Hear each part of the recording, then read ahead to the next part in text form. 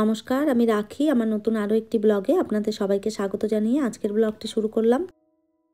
কেমন আছেন আপনারা সবাই? আশা করছি ভালো আছেন, আর আমরাও বেশ ভালো রয়েছি। এখন বাজে সকাল 7টা, আপনাদেরকে সাথে নিয়েই ব্লগটা শুরু করলাম।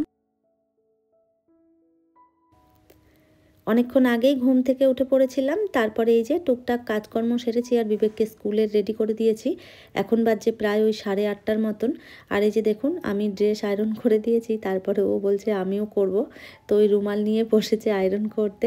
তো এই সবই বদমাইশি করতে থাকে।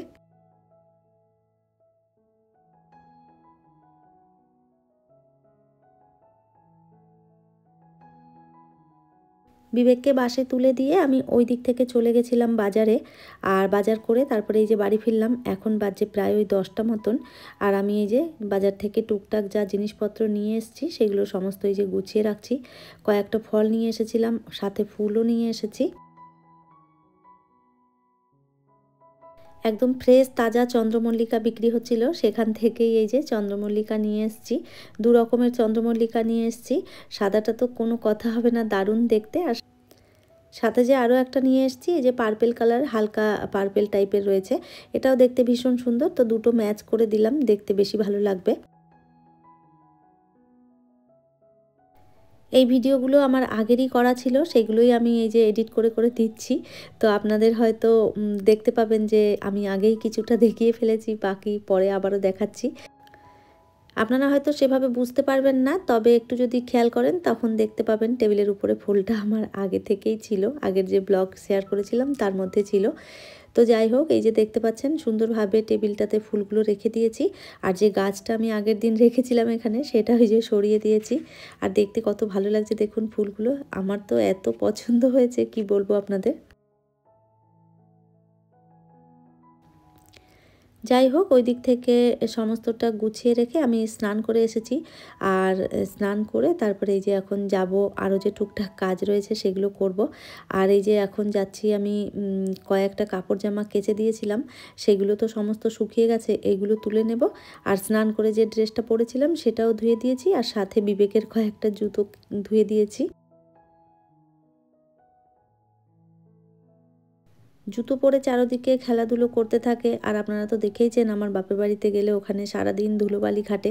তো ওই জন্য ওর জুতোগুলো ভীষণ নোংরা হয়ে যায়। আর আমি ধোবো ধোবো করে আমার কিছুতেই না মনে থাকে না যে জুতোগুলো ধুয়ে দেব।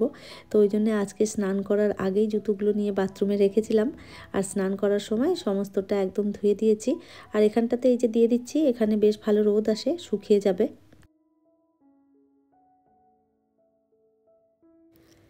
এখন যে ব্লগটি আপনাদের সঙ্গে শেয়ার করছি এটা ছিল বৃহস্পতিবারের ব্লগ।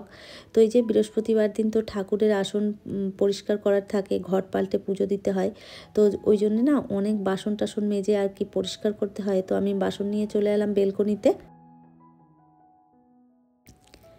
এখানে বসেই বাসনগুলো মেজে পরিষ্কার করে নেব। আর এখানটাতে বেশ ভালো একটা সুবিধে হয়েছে, এখানে বেলকনিটা অনেকটা বড়, আর তার সাথে সাথে জল পাস হওয়ারও জায়গা রয়েছে। এখানে বসে আমার ঠাকুরের বাসন টাসন মাজতে ভীষণ সুবিধে হয়, যেটা ওই ফ্ল্যাটে ছিল না। ওখানে ঠাকুরের বাসন মাজতে হলে ঘরের ভেতরে মাজতে হতো, আর না হলে একদম ছাদে গিয়ে মাজতে হতো। আর এখানে আমার কোনো কাজই ছাদে গিয়ে করতে হয় না, যেহেতু বেলকনিটা অনেকটা বড়, যার কারণে ঠাকুরের বাসন মাজারও সমস্যা নেই। আর যেহেতু দড়ি টানিয়ে নিয়েছি, ওই জন্য কাপড় মেলতেও আমাকে আর ছাদে যেতে হয় না। তো যাই হোক, বেশ ভালো সুবিধে হয়েছে এখানে আসার পরে। তো এই যে ঠাকুরের বাসনগুলো সমস্ত মেজে নিয়েছি, এরপর ভালো করে ধুয়ে তারপরে গিয়ে পুজো করব। আর এই বাসন মাজতে আমার অনেকটা সময় লেগেছে, দেখতেই পাচ্ছেন অনেকগুলো বাসন। আর এই যে একটু একটু করে বাসনগুলো মেজে নিয়েছি অনেকক্ষণ বসে। তবে আপনাদের তো আর অতটা সময় নিয়ে দেখাই না, আপনারা হয়তো ভাববেন যে এই তো বাসন মেজে পরিষ্কার করে দিল, তবে এই বাসনগুলো মাজতে কিন্তু আমার অনেকটা সময় চলে গেছে। আর আজ যেহেতু বৃহস্পতিবারের পুজো, তো রাধা মাধবের জামা কাপড়টাও চেঞ্জ করে দিলাম, ঠাকুর আসনটা পরিষ্কার করেছি, সমস্ত ঠাকুর ধুয়ে মুছে পরিষ্কার করে জায়গা মতন বসিয়ে নিয়েছি। আর এই যে সাজিয়ে গুছিয়ে একদম রেডি করেছি, আর এরপর পুজো করব। আর এইগুলো করতে গিয়ে আমার পাক্কা 2 ঘন্টা সময় চলে গেছে। আপনারা হয়তো মনে মনে ভাববেন যে এক্ষুনি তো বসলো পুজো করতে, আর এই হয়ে গেল। ঠাকুরঘরটা যেহেতু সাদা ওই জন্যে পুরো ঠাকুরঘরটা আমি যেই দিন বৃহস্পতিবার ঘর চেঞ্জ করি সেই দিন সমস্তটা নামিয়ে কলিং দিয়ে শুকনো কাপড় দিয়ে ভালো করে ঠাকুরের আসনটা মুছে পরিষ্কার করে নিই। তারপরে ঠাকুর বাকুর যা সাজানোর সুন্দরভাবে সাজিয়ে পুজোটা করি। তো ওই কারণে আরও দেরি হয়। আর এখানে আসার পর তো দেখতেই পাচ্ছেন ডাইনিংয়ে ঠাকুরঘরটা রেখেছি, ওই জন্যে প্রত্যেক বৃহস্পতিবার দিন আমাকে ভালো করে মুছতে হয়। এইদিকে তো সামনে ফ্ল্যাট হচ্ছে আপনারা জানেন, তো ওখান থেকে প্রচুর ধুলোবালি উড়ে আসে। জানলা দরজা খুব একটা আমি খুলি না, তারপরেও ধুলোবালি আটকানো যায় না। তো যাই হোক, এদিকে সমস্ত গুছিয়ে রাধা মাধবের ড্রেস চেঞ্জ করে সুন্দরভাবে পুজো করে দিলাম। আর আজকে আমি একটুখানি বাজার থেকে প্রসাদও নিয়ে এসেছিলাম ঠাকুরের জন্য কিনে। তো যাই হোক, বৃহস্পতিবারের পুজোটা সুন্দরভাবে গুছিয়ে করে নিলাম। এরকম সাজিয়ে গুছিয়ে পুজো করতে একটা আলাদাই শান্তি, মনেও যেমন শান্তি হয় তেমন ঘর বাড়িতেও লক্ষ্মীশ্রী থাকে। আমার তো ভীষণ ভালো লাগে এরকম সাজিয়ে গুছিয়ে পুজো করতে। তবে প্রত্যেক দিন তো এত সময় নিয়ে আর পুজো করতে পারি না, তাড়াহুড়োর মধ্যে থাকি, কোনো রকম পুজো করে দিই। তবে বৃহস্পতিবার দিনটা কিন্তু সুন্দরভাবে গুছিয়ে পুজো করি। তো যাই হোক, ওইদিকে পুজো টুজো করে আর এরপরে চলে এলাম আমি কিচেনে।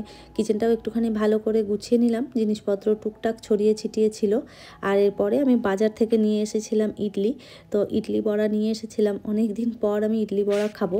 অনেক দিন পর্যন্ত ইডলি বড়া এগুলো তো খাওয়াই হয় না, বানাতাম বিবেকের বাবা বাড়িতে থাকলে। এখন যেহেতু থাকে না ওই জন্যে বানানোও হয় না।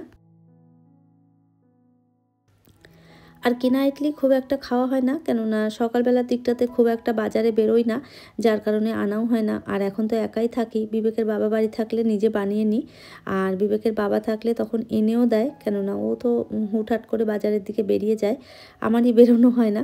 তো যাই হোক, এই যে আমি একটুখানি মাইক্রো ওভেনে গরম করে নিয়েছিলাম, ওই জন্য দেখতে পাচ্ছেন এখনও ধোঁয়া উঠছে। খাবার খেয়ে তারপরে এই যে চলে এলাম রান্না করতে। আমার আগের দিনের ব্লগে সীমা দিদিভাই কমেন্ট করে বলেছে স্নান করে তারপরে পুজো করে রান্নাবান্না করতে আসতে। তো দিদিভাই, আমি অনেক সময় চেষ্টা করি যে স্নান করে পুজোটা করে তারপরেই রান্নাঘরে ঢুকবো রান্না করতে। তবে প্রত্যেক দিন হয়ে ওঠে না, কেননা এক এক দিন এক এক রকমভাবে সকালটা শুরু হয়। কোনো দিন ভীষণ ব্যস্ততার মধ্যে কাটে, আবার কোনো দিন তাড়াহুড়ো থাকে না। চেষ্টা তো আমি সব সময় করি যে সমস্তটা গুছিয়ে পুজোটা তাড়াতাড়ি করে তারপরেই সব কাজ করব। তবে প্রতিদিন তো একরকম যায় না, চেষ্টা করি অবশ্যই তাড়াতাড়ি করে পুজো করার, কিন্তু হয়ে ওঠে না।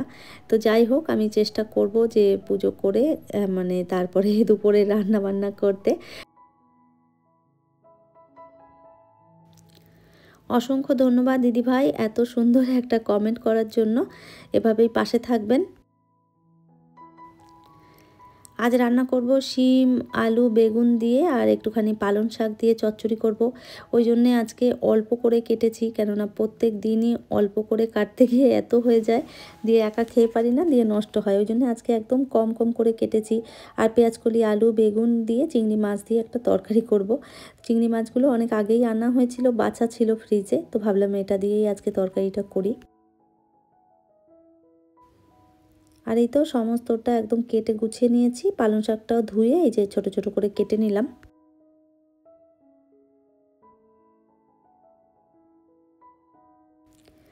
ভাতটা ওই দিকটাতে বসিয়ে দিয়েছি, আর এদিকে প্যান বসিয়ে এখানে আর কি রান্নাটা করে নেব। তো আগে আমি সবজিটা করে নেব, শাকটা একটুখানি পরেই করব।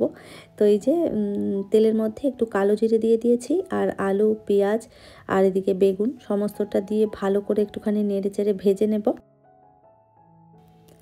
একটু বেশি করেই তেল দিয়েছি, সমস্তটা ভাজা হবে, এর মধ্যেই মাছগুলোও দিয়ে দেবো, একসাথে ভাজা হয়ে যাবে। আবার আলাদা করে চিংড়ি মাছ ভাজলাম না, কেননা অনেকটা সময় চলে যাবে, ওই জন্য বেশি করে তেল দিয়ে সমস্তটা একবারেই দিয়ে দিলাম। আর এই যে একটা টমেটোও কেটে দিয়ে দিয়েছি। আজকে আর বেশি মশলা দেবো না, এমনিতেই চিংড়ি মাছ দিলে না সবজির স্বাদ একটু আলাদাই বেড়ে যায়, তো ওই জন্য বেশি মশলা দেওয়ার আর দরকার নেই। একটু ওই জিরে গুঁড়ো, ধনে গুঁড়ো দেবো, আর কালো জিরে ফোড়নে দিয়েছিলাম, নুন আর লঙ্কার গুঁড়োও দিয়ে দিলাম। তো এই মশলা দিয়েই আজকে তরকারিটা করব, আর এভাবে একদিন করে দেখবেন, ভীষণ ভালো হয় খেতে। এমনিতেই শীতের সবজিতে খুব বেশি মশলা দেওয়ার দরকার পড়ে না, সবজি এমনিতেই টাটকা থাকে আর ভীষণ ভালো লাগে শীতকালের সবজি খেতে। তো যাই হোক, এইদিকে আমি তরকারিটা বসিয়ে দিয়েছি সাইডে, আস্তে আস্তে করে সিদ্ধ হতে থাকুক, আর এইদিকে ততক্ষণে শাকটা করে নিই। আর অল্প একটু শাক তো, আজকে আর আলু দিইনি, যার কারণে তাড়াতাড়ি করে হয়ে গেছে। তো একটুখানি বানিয়েছি, এটা আমি একাই খেয়ে নেবো, বিবেক তো সেভাবে শাক খেতে চায় না। আর এই তো তরকারিও হয়ে গেছে আমার, রান্না হয়ে গেছে কমপ্লিট। আর এরপরে রান্নাঘর ভালো করে মুছে একদম পরিষ্কার করে নিলাম, টাইলসগুলোও মুছে নিয়েছি, আর গ্যাসটা এরপরে মুছে নিচ্ছি।